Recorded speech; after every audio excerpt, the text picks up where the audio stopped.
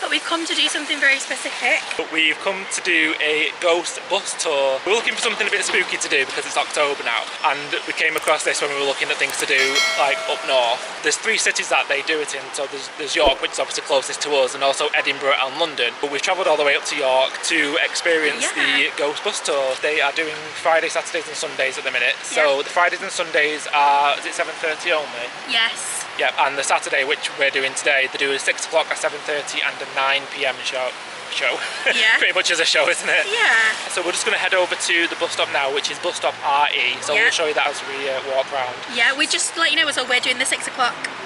Yeah, because we have to drive back. Yeah, well, it would have been, I think, better to do the 9 o'clock one, but we were thinking it takes an hour and 20 minutes to get back, so we didn't want to wanted to be home before midnight, basically. Our tour will start when it's still a bit light out. Yeah, hopefully it'll be dark. It'll get dark because I think sunset's about 6:30ish, so about halfway through it'll get dark. As you come out of York train station, if you just head towards the main road, you'll see the wall. I'll always be there.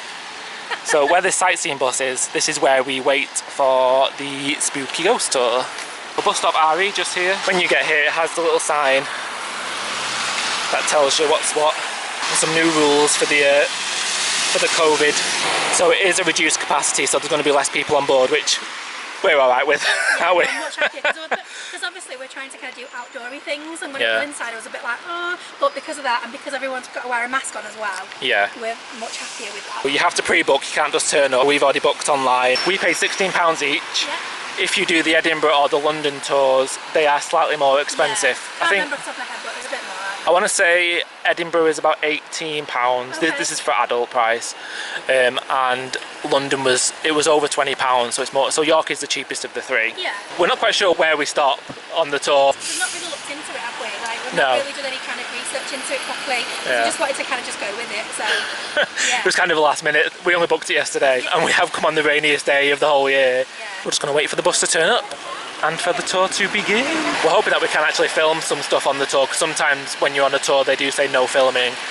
We're going to be discreet though, we're not going to film the whole thing, because obviously, unlike we did with the maze, yeah, we don't want to ruin it for anyone. Little bits of it so that you can kind of get a feel for it, because we don't want to ruin it for you guys if you want to book it. You have to be here, how many minutes before? 15 minutes before. It's just coming up to 15 minutes before. Oh, is it? Let's look out for the book. It'll pull up behind us now. In a spooky ghost way. Might just appear. Are you scared? Yeah, a little bit. Here he is. Spooky.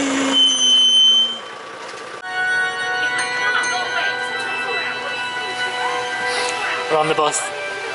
Excited. Ooh, setting off. I'm going backwards, which doesn't bode well. Ladies and gentlemen, welcome aboard the York Ghost Bus Tour. No, no, some of you are thinking already, oh God, judging by the music and the get-up, it's going to be one of them tours, isn't it? Well, my friends, you are 100% correct, it is going to be one of them tours. I want to introduce to you this evening, ladies and gentlemen, our driver is a terrifying man.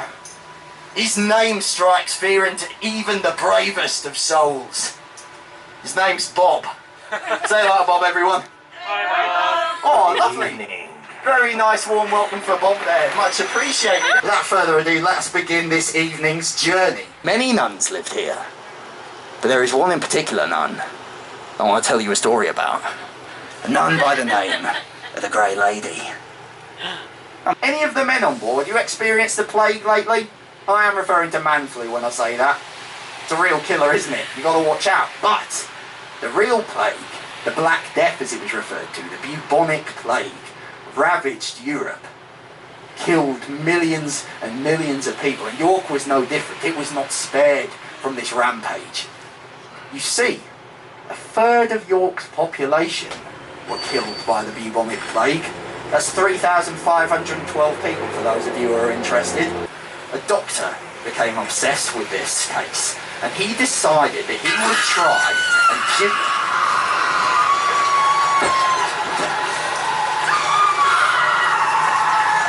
Oh, stop the bus! Pull over!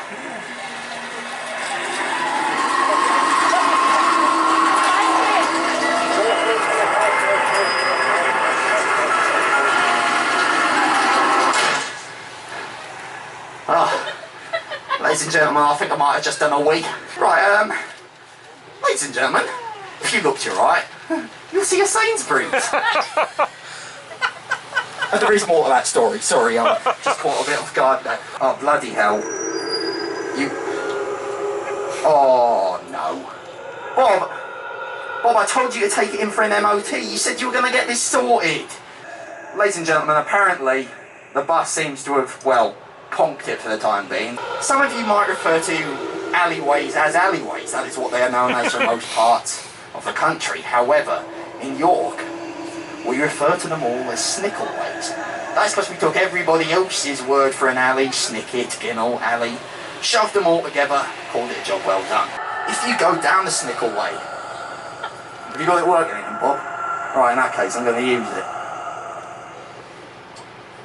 If you go down the snickleway, ladies and gentlemen, you have a chance of meeting something very, very peculiar. Something called the bar guest. The bar guest, very simply put, ladies and gentlemen, it's a demon that takes on a very interesting appearance to lure in its prey. You see, it will lurk down the dark depths of the snickleway and take on the form of a small grey dog, in the chance that you will approach it trying to pet it, look after it and take it home. Do not be so foolish. Should you approach the bar guest, terrible things are going to happen to you. Terrible things. The transformation from dog to demon is sickening. It will burst from its own back, leaving blood and sinew below it as it towers above you, and before you have chance to regret your decision, it will wrap its bony talons around your neck and squeeze until your eyeballs go pop. Very pleasant, isn't it? So, if you're ever down any of the snickleways, particularly around the shambles, I'd recommend trying to, well, maintain distance from any dogs that you might see, particularly grey ones. I want to bring your attention to a specific part of the structure. Now, you can see on the bottom half of the tower, it looks like there are several windows running around. The one on the right-hand side, just between the two floodlights, that isn't actually a window, ladies and gentlemen. It is what is lovingly known as a murder hole. Now, for those of you who don't know what a murder hole is, it does exactly what it says on the tin. This is where criminals would be brought and strung up to die. I want to tell you about one such man who died in this manner. A man by the name of Robert Aske. Now, Robert Aske was a Roman Catholic here in the city of York in 1537. And in that year, King Henry VIII was filing for a divorce from his current wife at the time. And the Roman Catholic community all across the country, they were not happy with this decision. They believed that should Henry break the holy matrimony of marriage, then he would doom this country to be left alone in the eyes of God. So what did Robert Aske do? Robert Aske assembled a group of Roman Catholics and he led them on what he coined as the Pilgrimage of Grace, where he marched them down to London, to King Henry VIII's palace, to try and appeal this divorce.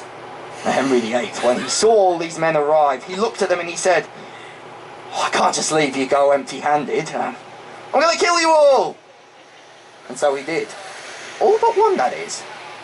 He killed every single man that attended that pilgrimage, apart from Robert Aske. Robert Aske was marched all the way back to York, dragged up to the base of Clifford's Tower, and on that very murder hole, ladies and gentlemen, he was crucified. Dick Turpin, before he was executed, a number of things happened to him. You see, he was taken on what is known as the March of Shame, and that's where he was dragged through the streets of York on the road to his execution ground, for all of the public to come out and boo and jeer and hiss at him. But along this March of Shame, he was allowed something known as one for the road. Now, some of you might be familiar with that turn of phrase, one for the road, but you might not be familiar with the macabre origin of it. You see, one for the road meant that on the route to their execution ground, a criminal was allowed to stop in as many pubs on that route and have no more than one drink in each. And Dick Turpin knew this route very well, and he was a very clever man. He stopped in no less than 19 pubs on the way to the Knavesmire. He was absolutely steaming by the time they hung him. Everyone just remain calm. I promise I know what I'm doing. And if she tries to blame you for her death, don't worry about it at all. Just ignore her. Hopefully she'll turn the other cheek. And from there, Margaret, you're really messing with my camera at this point. That's...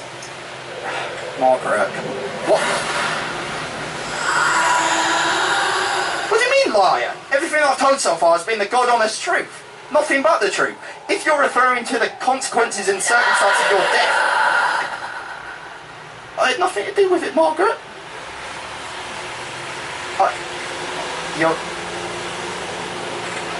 Is she gone? Is this working? Is it on? Yeah? Okay. Right, Margaret, I'm going to continue the tour now. I'd appreciate if you just respectfully shut up. Thank you. Okay? This is not good. This is not good at all. Right. Host B, I've got some very bad news for you, my friend.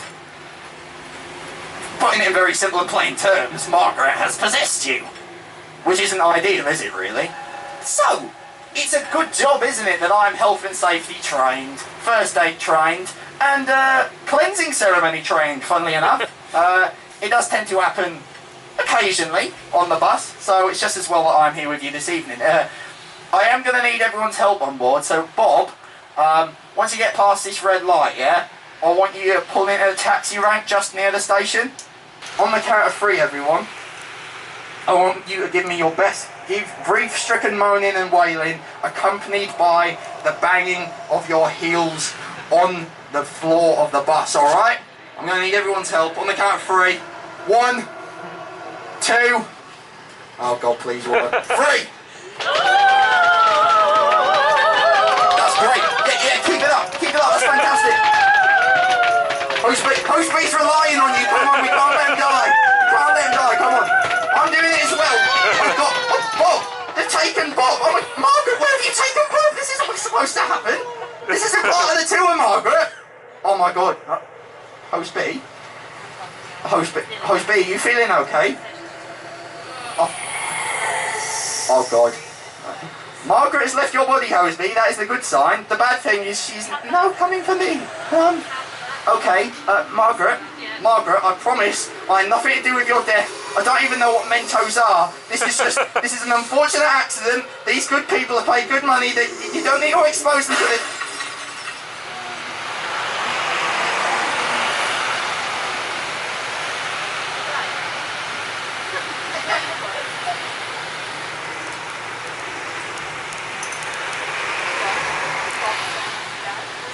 Have gone off.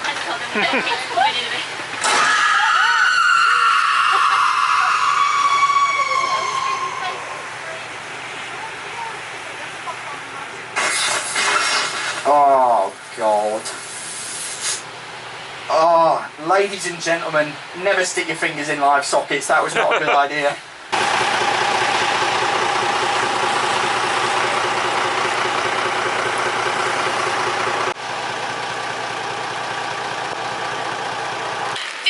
Wasn't it? Really good. I really enjoyed it. It was so much fun. It went really quick as well. It did go really, really quick. Yeah. I'll tell you what I really loved about it actually was like there was so many like historical, like, and obviously I didn't even think about it, but that was obviously going to be the case. But I love like learning about history of places, and there was loads of that as well as like the spooky aspects of it. Yeah. And like you were saying, weren't you, that actually there was bits of it that were quite spooky, and yeah. It was good. And the screen went off all like when all the power went off as well. There was like we were all just kind of sat there. And it just went dead silent. Nobody said anything. There was one really cool bit I won't talk about, but there was one really cool bit, and I was a bit like, oh, what's going on? Like it was really good fun. Yeah. I wasn't sure like how family friendly it was going to be, but there was a few bits because obviously it's like gruesome history, isn't it? So there was a few bits I was thinking, oh, but the actors were really good at like just kind of like skimming over it, and we understood what he was talking about, but the children wouldn't know. So I thought that was really nice as well. Yeah, I would say it's more comedy than it is scary. Yeah, we thought that though, didn't we? Yeah, when we looked on the website and stuff, which is great for us. Yeah. But it reminded me of the Jungle Cruise or Walt Disney World. Yeah, it did. So like it's just like joke. Yeah, and really rubbish jokes in some places, which I thought was absolutely hysterical. Yeah. Like, I love a rubbish joke. Like, I just think, and I was laughing and nobody else was. I was like, oh, but it was Awesome, just, it was so much fun. Like, honestly, 100% recommend it. Like, I think for me, I would like to have done the slightly later one. I think the 9 o'clock one would have been really cool. Like I said before, for us, we're living in Manchester, a bit too far away. We're driving home tonight. If we were staying over in York though, I think I'd probably rather do the 9 o'clock one. I think so. It wasn't quite dark, was it, when we set off? No, the first like 10-15 minutes it was still a little bit light. Yeah. But it went down pretty quick. Yeah, it did. But I also felt like it kind of added to the spooky aspect when it was a bit darker. Yeah. So I think depending on whether you're staying in York or whether you've got little ones or not, if you can try and do the slightly later one, because I think that's a better option. But however, I do have to say the 6 o'clock one clearly was the quieter of the tour. It was. When we pulled up and we could see the line for the 7:30, it was really long. It was really long. So also, just on that note, it actually does drop you off right outside the station, a little bit further back than the other bus stop where you get on, but it's literally right outside the station. So don't worry about it dropping you off somewhere else. It's literally where you started. It's worth mentioning about the COVID guidelines that they've got in place. So obviously they ask you to wear a mask, and there is social distancing on board, so everyone was 2 meters apart. They did have all the windows open to have the airflow coming through. Yeah. There are signs inside which say don't touch the tables, don't touch the lamps, don't touch the curtains. Basically try not to touch anything other than the seat that you're on. Yeah, that you need to. Yeah. Also as well, what I loved, I think, the most about it was obviously saying about the history side of things, but like there was a few stops on the tour where I was like, oh, I want to get out. And I think you were saying, weren't you, that normally you probably do, but I think because it's raining at the minute, we haven't done that tonight. But like they take you to the place where Dick Turpin's grave is, which I was like, I want to get off the bus. Yeah, and it was quite dark, and he was like, we're going to drive around really slowly, and you might be able to see the silhouette. And I was like, I couldn't see it. We wanted to get off. Yeah, but I think reading reviews, and when it's not raining, they do stop and you can get off and stuff like that. So that would be, if you go during the summer or when it's not raining, you'll be lucky enough to be able to walk up to the places as well. But it also gives us a reason to come back now and do it again. I would like to actually go and walk over to the places that he spoke about and see them. I don't know whether I would want to go in after what he said, but it makes you want to just explore a bit more. And actually we came today, we have been to York before, but we came today kind of thinking it was just to do this, but now we want to come back and just do those extra cool things. So yeah, really good. I'd actually quite like to do a walking tour of York as well. One of the things that he asked everyone was, who likes the outdoors? And nobody said anything. He's like, well, that makes sense why you are on the bus tour then. No walking tours. It was so funny. Oh, just a little quick tip, and it's not like an absolute necessity, but they did like say like for tips at the end. You don't have to give a tip, but in the climate that we're in at the minute, with actors, a lot of actors being out of work, it would be nice if you could just maybe give them something. You don't have to, it's completely voluntary. I was like rummaging around in my pocket, it's like, oh, I forgot that I can give them. We had a few quid, didn't we? Yeah, we had a couple of pounds, but yeah, it was brilliant. 100% recommend it over and over again, it was fab. I hope you enjoyed this vlog, guys. If you did, give it a thumbs up. If you want to subscribe to the rest of our adventures, we've got some spooky things going on over the next few weeks, hopefully throughout October. So if you want to see what those things are and follow our adventures, if you click the subscribe button and also the notification bell, you'll get a little email into your inbox every time we produce a video, which is usually at the minute every Saturday. So yeah, so thank you so much for watching, guys, and we will see you next week. Bye.